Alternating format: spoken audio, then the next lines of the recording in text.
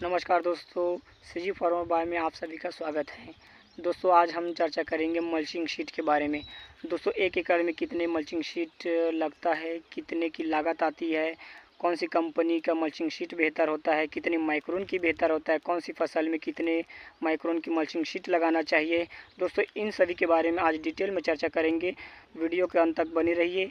दोस्तों वीडियो अच्छी लगे तो वीडियो को लाइक करें, चैनल को सब्सक्राइब करें। तो चलिए बिना देरी करे वीडियो की स्टार्ट करते हैं। दोस्तों मल्चिंग शीट ज़्यादातर दो ही प्रकार के मार्केट में उपलब्ध है। एक है ब्लैक एंड सिल्वर और दूसरा है ब्लैक। दोस्तों ब्लैक मल्चिंग पेपर दोनों तरफ ही ब्लैक होता है और सिल्वर और ब्लैक मल्चिंग पेपर एक तरफ उसका एक तरफ का भाग उसका सफ़ेद होता है, मतलब सिल्वर होता है, और दूसरा तरफ का भाग काला होता है। आइए आपको दिखाते हैं। आप देख सकते हैं दोस्तों ये खीरे का फसल है और इसमें बिछा है सिल्वर ब्लैक मल्चिंग पेपर। ये ऊपर का भाग जो है सिल्वर है और ये जो नीचे का भाग होता है वो ब्लैक होता है। दोस्तों ये जो ब्लैक कलर होता है वो खरपतवार को बढ़ने नहीं देता, उसको उगने नहीं देता है, और जो ये सिल्वर कलर होता है ये जो है प्रकाश की किरण को परावर्तित करता है। दोस्तों ये ब्लैक सिल्वर मल्चिंग पेपर होता है, ये किसानों की पहली पसंद होता है। सबसे ज़्यादा इसी मल्चिंग पेपर का उपयोग किया जाता है किसानों के द्वारा। दोस्तों अब बात करते हैं कि मल्चिंग शीट की एक रोल में कितनी लंबाई होती है। तो दोस्तों आम तौर पर जो बाज़ार में उपलब्ध है वह 400 मीटर की एक रोल आती है उसकी लंबाई, और कोई ऐसी भी कंपनियां हैं जो 600 से लेकर 800 मीटर की भी मल्चिंग शीट बनाती है। और दोस्तों चौड़ाई की बात करें तो चौड़ाई में है आपका 3 फीट और 4 फीट की आपको बाज़ार में आसानी से मिल जाती है। दोस्तों बहुत से किसान भाइयों का यह सवाल रहता है कि 1 एकड़ में कितने बंडल मल्चिंग शीट लगेगा या कितने रोल मल्चिंग शीट लगेगा।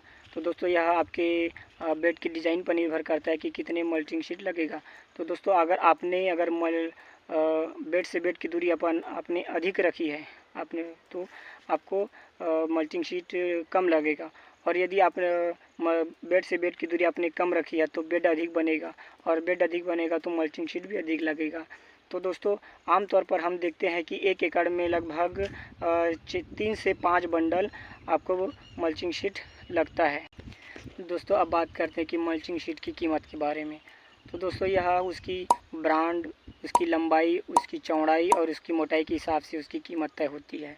दोस्तों हमने पिछले साल जो लगाए थे अपने खेत पर वो है 20 माइक्रोन की हमने लगाए थे। तो जो है हमको 3 फीट का, तो 3 फीट का हमको रेट पड़ा था हमको, वो है लगभग हमको मिला था 1300 से लेकर 1400 हमको 3 फीट का पड़ा था। और जो 4 फीट का है, 4 फीट का अभी हमने लगाया था वो हमको पड़ा था 1700। तो दोस्तों टोटल हम बात करते हैं तो हमको जो 4 फीट की 20 माइक्रोन की है वो हमको लगभग 1500 से लेकर 1700 तक मिल जाता है, और 3 फीट की जो है हमको 1200 से लेकर 1500 तक हमको आसानी से मिल जाता है। और 25 माइक्रोन की बात करें तो दोस्तों 25 माइक्रोन का हमने इस साल लगाया है अपने खेत पर। तो दोस्तों जो 25 माइक्रोन का है वो हमको मिला है 2400। दोस्तों यह अलग अलग क्षेत्र के हिसाब से लगभग 100 पर 150 कम ज़्यादा हो सकता है। और ये महिंद्रा कंपनी का है, आप देख सकते हैं ये महिंद्रा कंपनी का है, ये हमको 2400 पड़ा है। मार्केट में 30 माइक्रोन की भी मल्चिंग शीट उपलब्ध है, लेकिन वह थोड़ा से महंगा होता है और ज़्यादातर उसका इस्तेमाल कम ही किया जाता है किसानों के द्वारा। तो दोस्तों उसकी कीमत अगर आपको लेना ही है तो लगभग आपको 30 माइक्रोन की है तो आपको 3000 से लेकर 3500 उसकी कीमत देखने को बाज़ार में मिल सकता है। दोस्तों ये हो गया मल्चिंग शीट की कीमत के बारे में। अब बात करते हैं कि 1 एकड़ में कितनी मल्चिंग शीट की लागत आती है ना। तो दोस्तों हमने पहले बताया कि 1 एकड़ में हमको 3 से 5 बंडल मल्चिंग शीट लगता है, तो लेकिन हम लेकर चलते हैं 4 बंडल को, ठीक है। तो दोस्तों अगर हम लगाते हैं 20 माइक्रोन, ठीक है, तो 20 माइक्रोन के लगाते हैं तो 4 इंटू 17, क्योंकि हमको 20 माइक्रोन का हमको 1700 पड़ा था, तो हम 4 इंटू 17 करेंगे, ठीक है। तो 1700 तो हमको पड़ जाएगा 6800।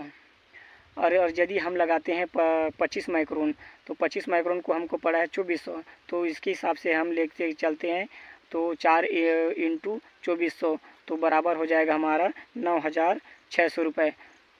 दोस्तों अगर लेबर की बात करें तो अगर लेबर की अलग अलग स्थान पर अलग अलग रेट रहता है, अलग अलग क्षेत्र के हिसाब से। कहीं पर 250 रेट रहता है मज़दूर का रेट, कहीं पर 300 रहता है, तो इसका मज़दूरी का रेट अलग से आप लगा सकते हैं। दोस्तों अब बात करते हैं कि कौन सी मल्चिंग शीट में कौन कौन सी फसल लगाएं। तो हम बात कर रहे हैं 20 माइक्रोन और 25 माइक्रोन की। तो दोस्तों आप 20 माइक्रोन की मल्चिंग शीट पर आप पत्ता गोभी, फूल गोभी, खीरा, ककड़ी, कद्दू, आप ये कम अवधि वाले फसल लगा सकते हैं, क्योंकि ये इसका जो समय होता है वह 2 से 3 महीने या 3.5 महीने इतने में यह फसल ख़त्म हो जाता है। तो जो 20 माइक्रोन का यह इसके लिए काफ़ी होता है। दोस्तों बात करते हैं 25 माइक्रोन की। तो 25 माइक्रोन की मल्चिंग शीट आप टमाटर, बैगन, पपीता ऐसे लंबे समय के फसल के लिए आप इस 25 माइक्रोन की मल्चिंग शीट का उपयोग कर सकते हैं। क्योंकि दोस्तों जो 20 माइक्रोन की मल्चिंग शीट होता है वह इन फसल के लिए, जैसे कि टमाटर, मिर्च, बैगन, इसके लिए काफ़ी नहीं होता है, क्योंकि वह जल्दी फट जाता है और निकालने में दिक्कत होता है। तो दोस्तों मैं रिकमेंड करूंगा कि आप 25 ही माइक्रोन की लगाएं, क्योंकि अधिकतर किसान हर फसल में 25 ही माइक्रोन की लगाता है, क्योंकि इसे निकालने के में भी दिक्कत नहीं होता है। और जो 20 माइक्रोन का मल्चिंग होता है वह निकालने में दिक्कत होता है और काफ़ी फट जाता है और खेत में पूरे मिलकर मिट्टी को ख़राब कर देता है। दोस्तों अब बात करते हैं कि ऐसी कौन कौन सी कंपनी है जो मल्चिंग शीट बनाती है। दोस्तों यह बहुत बड़े बड़े ब्रांड भी है और छोटे छोटे कंपनी भी है जो अच्छी क्वालिटी की मल्चिंग शीट मार्केट में उपलब्ध कराती है। तो बड़े ब्रांड में 2-4 आपको नाम बता देते हैं। ऐसे बहुत सी कंपनी हैं, लेकिन 2-4 आपको बता देते हैं। वह पहला है सिद्धिविनायक इंटरप्राइजेस, दूसरा हीरा एग्रो इंडस्ट्री, तीसरा एग्रीप्लास्ट और कोठारी।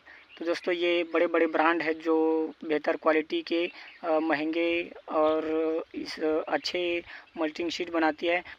और भी ऐसी कंपनी है छोटे छोटे जो अच्छी क्वालिटी की और बेहतर मल्चिंग शीट उपलब्ध कराती है। आप अपने स्थानीय क्षेत्र के दुकान पर कृषि रिटेलर के पास पता लगा सकते हैं, आपको बेहतर क्वालिटी के मल्चिंग शीट आपको मिल जाएगा। दोस्तों यह वीडियो कैसा लगा कमेंट में ज़रूर बताइए। आपके मन में यदि कोई सवाल हो तो हमें कमेंट सेक्शन में पूछ सकते हैं। दोस्तों वीडियो अच्छी लगे तो वीडियो को एक लाइक ज़रूर करें, चैनल को सब्सक्राइब ज़रूर करें। मिलते हैं किसी नए टॉपिक पर कृषि से रिलेटेड।